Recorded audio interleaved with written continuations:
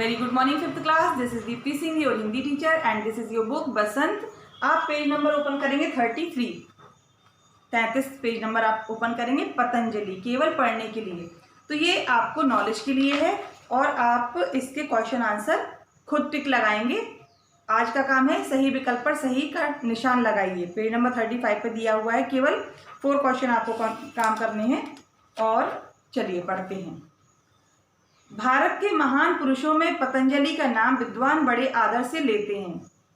भारत के महान पुरुषों में पतंजलि का नाम, पतंजलि जो नाम है, विद्वान बड़े आदर से लेते हैं, रिस्पेक्ट के साथ में किसका नाम लेते हैं? पतंजलि का। संस्कृत व्याकरण का कोई विद्वान ऐसा नहीं है जिसने इनकी पुस्तक ना पढ़ी हो। संस्कृत व्याकरण का कोई भी पर्सन ऐसा नहीं छूटा होगा जिन्होंने पतंजलि की पुस्तक ना पढ़ी हो। पतंजलि का नाम 2 बातों के लिए विख्यात है। कौन कौन सी? एक तो यह है कि उन्होंने व्याकरण की बड़ी अनूठी और पंडिताई से पूर्ण एक पुस्तक लिखी जिसे महाभाष्य कहते हैं, और दूसरी उनकी विश्व विख्यात कृति है पातंजल योग सूत्रम। पातंजल योग सूत्रम। तो इन्होंने मतलब क्यों फेमस है? महाभाष्य के लिए और विश्व विख्यात कृति पातंजल योग सूत्रम। पतंजलि ने पाणिनि द्वारा लिखित व्याकरण की पुस्तक अष्टाध्यायी का टीका और व्याख्या की थी। पतंजलि ने, एक पाणिनि है, पाणिनि संस्कृत में लिखते थे, उनकी व्याकरण की पुस्तक है कौन सी? अष्टाध्यायी की टीका और व्याख्या की थी। मतलब उसके उल्लेख किसने किया? पतंजलि ने। पतंजलि पातंजल योग सूत्रम के भी रचयिता हैं। रचयिता से मतलब वही, जब उन्होंने लिखी है अपनी कृति तो उसके रचयिता कौन कहलाएंगे? वही पतंजलि। किसके? पातंजल योग सूत्रम के रचयिता भी हैं। योग दर्शन वह दर्शन शास्त्र है जिसमें मन को नियंत्रित करने का ढंग बताया गया है। योग दर्शन वह दर्शन शास्त्र है जिसमें मन को नियंत्रित करने का ढंग बताया है। पतंजलि के दर्शन के अनुसार यदि मनुष्य अपने मन और शरीर की साधना कर ले तो वह ईश्वर का दर्शन कर सकता है। क्या कहा है? पतंजलि के दर्शन के अनुसार, पतंजलि के अकॉर्डिंग क्या कह रहे हैं?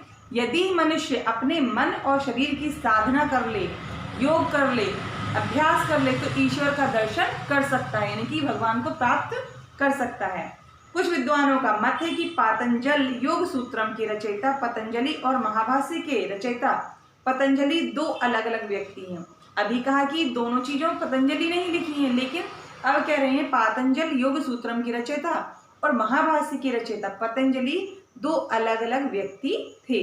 योग शास्त्र वाले पतंजलि बहुत पहले हुए और महाभाष्य वाले उनके बहुत पीछे। मतलब योग शास्त्र वाले जो बताया है वो पतंजलि पहले जन्म लिया और महाभाष्य वाले बाद में आए। खेद की बात यह है कि इसका ठीक ठीक निश्चय अभी नहीं किया जा सका है। मतलब आज तक हम लोग को ज्ञात नहीं हो पाया कि दोनों एक थे या दोनों अलग अलग थे। बहुत से लोग दोनों को एक ही मानते हैं। यदि 2 पतंजलि थे तो दोनों ही असाधारण विद्वान और महान व्यक्ति थे। अगर मान के चलिए 2 थे तो दोनों ही असाधारण थे, विद्वान थे और महान व्यक्ति थे। किंतु अधिकतर विद्वानों का मत है कि दोनों व्यक्ति एक ही थे। अधिकतर लोग क्या कहते हैं? अधिकतर विद्वान कहते हैं कि दोनों व्यक्ति एक ही थे। महाभाष्य और योग दर्शन के लिखने के ढंग से तथा अन्य बातों से लोगों ने यह स्वीकार किया कि दोनों को लिखने वाले एक ही पतंजलि हैं। कौन सी 2 चीजें लिखने की? एक महाभाष्य और दूसरा पातंजल योग सूत्रम। यह कब हुए इस पर भी लोगों का एक मत नहीं है। मतलब एक ही राय नहीं है, लोग अलग अलग डिफरेंट तरह की राय बना लेते हैं कि ये तब हुए, ये तब हुए। अभी भी एक सी राय नहीं है। अधिकतर लोगों का विचार है, नॉर्मली मतलब ज़्यादातर लोग क्या सोचते हैं, आज से लगभग 2100 वर्ष पहले जब पाटलिपुत्र में पुष्यमित्र शुंग राज्य करते थे, पतंजलि उस समय के थे। क्या कह रहे हैं? 2100 वर्ष पहले जब पाटलिपुत्र में, पाटलिपुत्र कहाँ है? पटना में, पुष्यमित्र शुंग राज्य करते थे, उस समय की बात है जब पतंजलि थे। पुष्यमित्र शुंग ने एक यज्ञ किया था, उसमें पतंजलि मौजूद थे। इस हिसाब से पतंजलि आज से 2100 वर्ष पहले हुए थे। इनका जन्म वहीं हुआ था जिसे आजकल गोनर्द कहते हैं। क्या कहते हैं आजकल? गोनर्द। इनकी माता का नाम गोणिका था। पिता के बारे में सही जानकारी नहीं है। माँ का नाम क्या बताया है? गोणिका, और पिता के बारे में जानकारी उपलब्ध नहीं है। महाभाष्य काशी में रचा गया। कहाँ रचा गया? काशी में।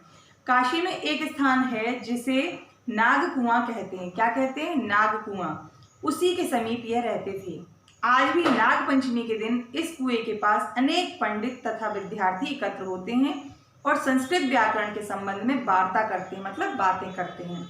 महाभाष्य है तो व्याकरण का ग्रंथ, किंतु उन्होंने जो बहुत से उदाहरण दिए हैं उनसे उस समय के चाल ढाल, रहन सहन, भूगोल, साहित्य, धर्म, समाज और इतिहास का पता लगता है और आज हम उस समय की बहुत सी बातों को जान सकते हैं।